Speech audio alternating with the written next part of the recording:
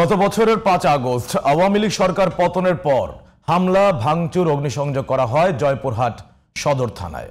লুট হয় ১১১টি আগ্নেয়াস্ত্র, হাজারো বারুদ। পুড়ে যায় মামলার আলামত ও নথিপত্র। এখন পর্যন্ত ৯৭টি অস্ত্র উদ্ধার করা গেলেও হদিস নেই বাকিগুলোর।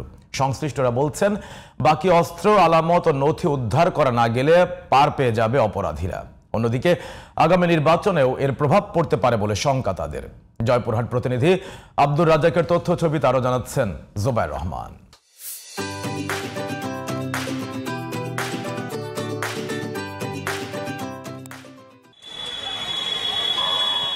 জুলাই গণঅভ্যুত্থানে শেখ হাসিনা সরকার পতনের পরপরই জয়পুরহাট সদর থানা ও সার্কেল অফিসে হামলা, ভাঙচুর ও অগ্নিসংযোগ করে দুর্বৃত্তরা। সেদিন থানা থেকে লুট হয় ১১১টি আগ্নেয়াস্ত্র, আগুনে পুড়ে যায় মামলার সব নথিপত্র। লুট হওয়া ৯৭টি আগ্নেয়াস্ত্র উদ্ধার করা গেলেও বাকি অস্ত্র উদ্ধার নিয়ে সন্দিহান পুলিশ। নির্বাচন সামনে রেখে বাকি অস্ত্র দ্রুত উদ্ধারের দাবি সাধারণ মানুষ ও রাজনীতিবিদদের। থানা থেকে যে অস্ত্রগুলো লুট হয়েছিল সেই অস্ত্রগুলো উদ্ধার হয়নি, তো আসন্ন ফেব্রুয়ারিতে নির্বাচনে এই অস্ত্রের অপব্যবহার হতে পারে বলে আমি সন্দিহান। হারানো অগ্নেয়াস্ত্রগুলো উদ্ধার না হয় তাহলে সাধারণ জনমনের ভিতরে একটা শঙ্কা, একটা ভীতি কাজ করবে। বৈধ অস্ত্রগুলি বিভিন্ন সন্ত্রাসীদের কাছে গিয়ে অবৈধভাবে ব্যবহার হবে, যাতে নির্বাচনের প্রভাব পড়বে।